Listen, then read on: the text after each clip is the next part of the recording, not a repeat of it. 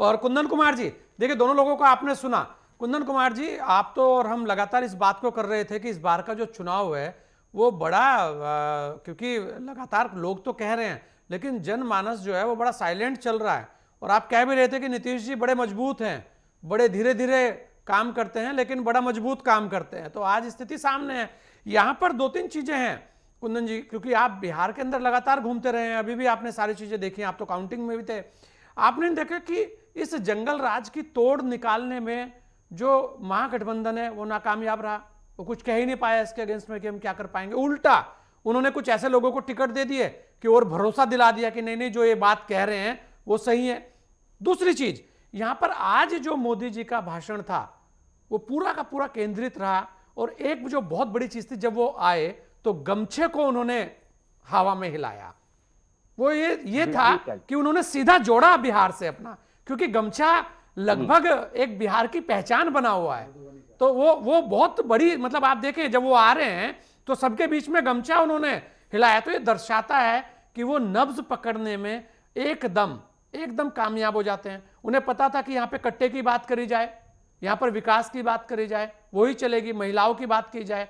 और फिर उन्होंने एक और बड़ी बात आज कर दी कि बिहार से ही अब ये जीत का जो सिलसिला है ये बंगाल की ओर जाएगा। तो देखिए कितनी तेजी से कनेक्ट करते हैं। और यहां पर विपक्ष की स्थिति क्या थी कि वो एसआईआर के मुद्दों पर उलझे रहे। वो ये बता ही नहीं पाए कि हम जंगल राज को कैसे खत्म करेंगे, ये ठप्पा हम कैसे हटाएंगे।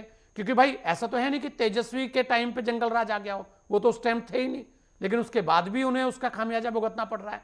उसके अलावा जो तिगड़ी थी ये अमित शाह जी, मोदी जी, योगी जी, इसका कोई विपक्ष के पास कोई तोड़ था ही नहीं कि उतनी बड़ी सभाएं उतनी बड़ी भीड़ कर जाएं। कुंदन जी क्या देखा इस चुनाव में, इसका निचोड़ अब आपको क्या लगता है? संजय जी, एकदम सबसे बड़ा बात जो आप लगातार कह रहे हैं, ये तिगरी मोदी का और योगी जी का सबसे बड़ी बात है कि जो चुनाव हुआ और बीजेपी के जो उम्मीदवार नॉमिनेशन तक करने गए, उसमें बीजेपी के कोई ना कोई बड़े नेता उनके साथ जा रहे थे। हाँ।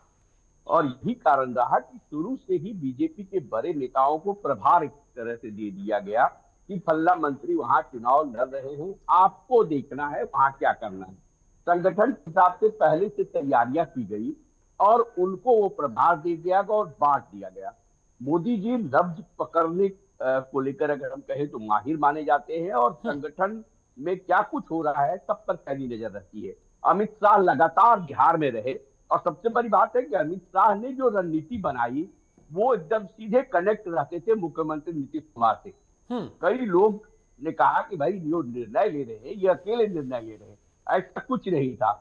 अमित शाह पटना में ही ज्यादातर दिन रहे चुनाव के दौरान और लगातार वो जो है मुख्यमंत्री नीतीश कुमार से कनेक्ट रहते थे, भले ही वो टेलीफोनिक बातचीत से कनेक्ट हो या उनसे जाकर मिले या उनके जो इर्द गिर्द लोग हैं उनके साथ विचार विमर्श करे। तो सबसे बड़ा मास्टर स्ट्रोक हम शुरू से ही कह रहे थे आपके दर्शकों को, हम कई ऐसे डिबेट में आए और कल भी डिबेट में थे और वह हमने साफ साफ कहा कि देखिए गेम चेंजर होगा महिलाओं को जी। जो जीविका के माध्यम से 10-10 हजार रुपये जो सरकार ने दिया वो गेम चेंजर साबित होगा। और वही हुआ। देखिए हम कल तक ये बात को कह रहे थे गेम चेंजर साबित होगा और सामने परिणाम आज आ गया है। सबसे ज्यादा महिलाओं को किस तरह से मोबिलाइज कर सके ये नीतीश कुमार शुरू से इस बात को जानते हैं और उस पैटर्न को बीजेपी के लोगों ने भी अगर कहें तो अपनाया। सबसे पहले ये पैटर्न की शुरुआत नीतीश कुमार ने किया। बिहार में जब उनकी सरकार आई थी बीजेपी भी उनके साथ था। सबसे पहले जो पंचायत के चुनाव होते हैं, जो जनप्रतिनिधि होते हैं, पंचायती राज व्यवस्था, उन्हें आरक्षण दिया महिलाओं को एकदम ठोक के 50% आरक्षण देने का काम नीतीश कुमार ने किया। और वहां से महिला सशक्तिकरण को लेकर के काम नीतीश कुमार ने शुरू किया, जो कि महिला के नाम पर शराबबंदी तक बिहार में उन्होंने कर दिया। बिहार जैसे राज्य में शराबबंदी भले ही सफल नहीं हुआ हो, लेकिन इतना समझ लीजिए कि शराबबंदी के बाद माहौल अचानक बदला और ये माहौल बदला कि सड़क पे कोई लोग पी नहीं सकता है या हंगामा नहीं कर सकता है। तो महिलाओं को लगा कि भाई ये काम कर रहे हैं हमारे लिए। फिर नीतीश कुमार ने एक मास्टर स्ट्रोक खेला और महिलाओं को सबसे पहले पुलिस की जो भर्ती हुई उसमें 35% जो है आरक्षण देकर के उसे सरकारी नौकरी में लाया।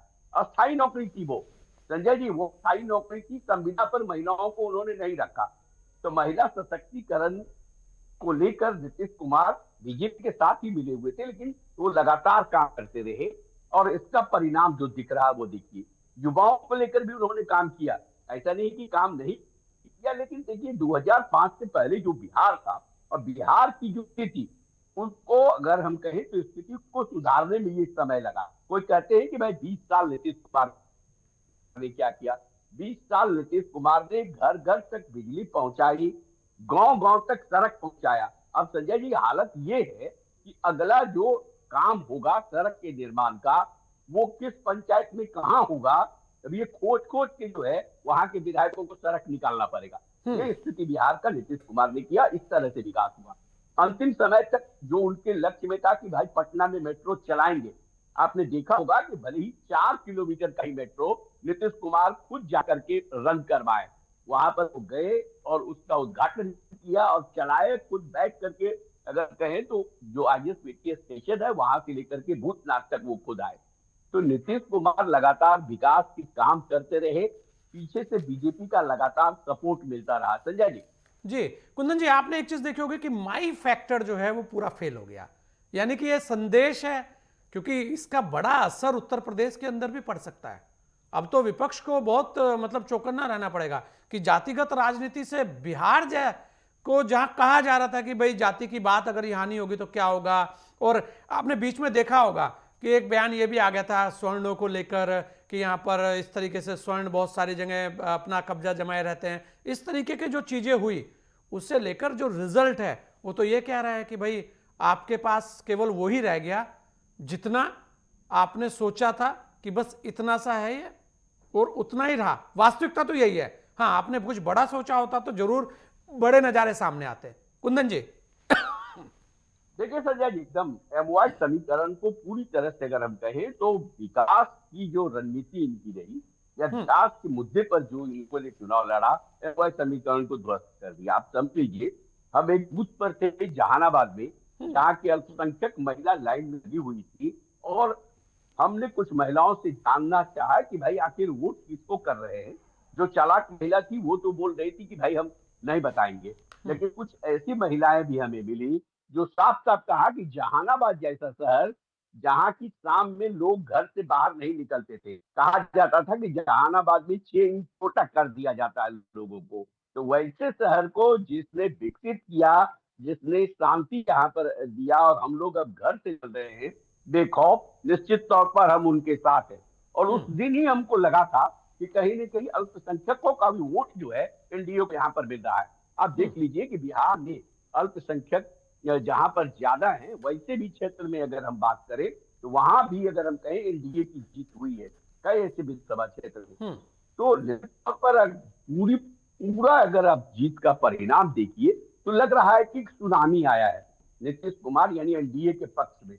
जहां तक मोदी मैजिक की बात आप कह रहे हैं तो लगातार मोदी जी यहाँ पर पहुंचे, योगी जी भी पहुंचे, साथ साथ अमित शाह यहाँ पर कैंप कर रहे थे और पूरी ये जो 5 पांडव का गठबंधन था वो पूरे एकजुटता के साथ काम कर रहा था। सबसे पहले अगर हम बात करें तो 6 महीना पहले, चुनाव के 6 महीना पहले से ही हर एक विधानसभा में एनडीए ने एक बैठक किया था और वो बैठक 5 दल का होता था। कई जगह बैठक में ये तस्वीर क्या आई कि आपस में सब लड़ गए हैं, लेकिन 243 विधानसभा में वो लोग लगातार बैठक करके ये सुनिश्चित किया कि भाई किस पार्टी को यहाँ से टिकट देना चाहिए, कौन ज्यादा मजबूत है। और वहीं से ये रणनीति शुरू हुई थी जिसमें कि नीतीश कुमार के भी लोग रहते थे, बीजेपी के भी लोग रहते थे, चिराग पासवान के भी लोग रहते थे, हिंदुस्तानी अवाम मोर्चा के भी लोग रहते थे और उपेंद्र कुशवाहा के भी नेता वहां मौजूद रहते थे। इस रणनीति पर इन्होंने काम करना शुरू किया। जनता का नब्ज टटोलने का काम लगातार एनडीए गठबंधन के लोग यहाँ पर किया और इन लोगों ने समझ लिया कि भाई क्या रणनीति अपनाना चाहिए। अच्छा कुंदन जी, एक चीज देखिए, आपको लगा कि इस बार जो है, इस बार चिराग पासवान जी वाला जो फैक्टर था वो बड़ा काम किया इस एनडीए गठबंधन को मजबूत करने के लिए? चिराग भी एक फैक्टर बनकर उभरे वहां पर। बहुत बहुत बड़ा काम किया। आप समझ लीजिए ना कि चिराग जो एनडीए में पिछले बार अलग होकर के चुनाव लड़े थे, उन्हें लगातार ये प्रयास रहा कि चिराग और जदयू के बीच में जो दूरी है उसको किस तरह हम धीरे धीरे कम करें। जबकि चिराग पासवान के आपके पार्टी का एक भी विधायक यहाँ नहीं था। आप समझ लीजिए कि हिंदुस्तानी आवाम मोर्चा के जो विधायक यहाँ थे भी, उपेंद्र कुशवाहा साइड से थे क्योंकि राज्यसभा उन्हें भेजा गया था। लेकिन चिराग अगर हम कहें तो दूर दूर तक एनडीए में खास करके जदयू के नजदीक वो नहीं था। उसे यहाँ पर लाया गया और सीधे मुख्यमंत्री नीतीश कुमार से उनकी मुलाकात करवाई गई, उनकी बैठक की गई और ये तय किया गया कि भाई आप परमिशन दीजिए तो हम इनको बुलाएं। तो अंततः ये हुआ, हाँ, जब बैठक हुई और जब साथ आए तो नीतीश कुमार सीधे ओके किए, उसके बाद इनको लाया गया। उसके बाद ये हालत हो गई कि गाहे बगाहे ही किसी न किसी मौके पर लगातार चिराग पासवान जो है एक अन्य मार्ग पहुंच जाते थे, मुख्यमंत्री से मंत्रणा करते थे और साफ संदेश उन्होंने दे दिया कि भाई हम एकजुट हैं। वैसे अगर ये जब ये बारी आई कि भाई किसको कितना सीट मिलना है, तो कई जगहों पर ऐसा हुआ कि हमको लगा, सबको लगा कि भाई दोनों सब पार्टियों में संघर्ष होगा, नाराजगी होगी। लेकिन नाराजगी महागठबंधन में जो नाराजगी थी उससे पहले इन लोगों ने अपनी नाराजगी को समेटा और उसमें अमित शाह बहुत बड़ा रोल निभाए थे। अमित शाह खुद यहाँ मॉनिटर कर रहे थे, राजधानी पटना में वो लगातार बैठे रहे और जब तक सीट शेयरिंग नहीं हुआ तब तक वो पटना नहीं छोड़े थे। इस तरह की गतिविधि रही जिसके कारण अगर हम कहें तो एनडीए एकजुट हुआ और एकजुट होकर मैदान में गया। सबसे बड़ी बात है संजय जी, इस बार देख लीजिए, इस बार पांचों गठबंधन का जो वोट होना चाहिए वो एक दूसरे में ट्रांसफर हुआ। ट्रांसफर हो गया, वो एकदम ट्रांसफर, एकदम ट्रांसफर हुआ। यही कारण रहा, जैसे हिंदुस्तानी आवाम मोर्चा का जो वोट है, दलित वोट बैंक का, वो भी मालिक माने जाते हैं एक तरफ से, अगर हम मुसर समाज के लोग कहें, और काफी कतबा बहुत सारे समाज के लोग हैं जो उनके साथ रहते हैं। चिराग पासवान की जो पार्टी का वोट है, जो उनके अगर हम कहें जाति का जो वोट है, वो डायरेक्ट ट्रांसफर हुआ। उधर अगर हम जदयू की बात कर ले तो कोयली कुर्मी का वोट बैंक उनके पास है, बीजेपी के पास सवर्णों का वोट बैंक है, बहुत बड़ा वोट बैंक है। इन सब जो वोट ट्रांसफर जो हुआ एक दूसरे में लगातार हुआ और ये रणनीति जो है शुरू से ही बना ली गई थी। हमने पहले ही दर्शकों को कहा कि देखिए, ये 243 विधानसभा में जब ये लोग एक साथ मिलकर बैठक कर रहे थे, कार्यक्रम कर रहे थे आज से 6 महीना पहले, उसी समय में रणनीति तय कर ली गई थी कि भाई किसी का कोई विरोध नहीं करेगा। आप यहाँ देखिए ना कि जब टिकट को लेकर के घमासान एनडीए में हुआ, चिराग पासवान को जो सीट दिया गया वो सीधे मान ली, जबकि उनके पास उतना कैंडिडेट नहीं था और छोटे छोटे लोगों को उन्होंने मैदान में उतारा जहां नहीं चाह रहे थे कि वो जीतेंगे। मधुबनी जैसे शहर में जो राष्ट्रीय लोक समता पार्टी के माधव आनंद जीते हैं, वो मामूली कार्यकर्ता हैं राष्ट्रीय लोक पार्टी का, लोक मोर्चा का, उपेंद्र कुशवाहा का, और उन्होंने समीर महासेठ को पटकनी दे दी, जो कि बहुत बड़े लीडर हैं। अगर हम कहें तो राजद का जब यहाँ पर सरकार था तो उद्योग मंत्री समीर महासेठ रहे थे। ऐसे कई उदाहरण देखने को मिल रहा है। ये एनडीए के एकजुटता से ये सब कुछ हुआ है। मतलब राजनीति चेंज हुई है बिहार की।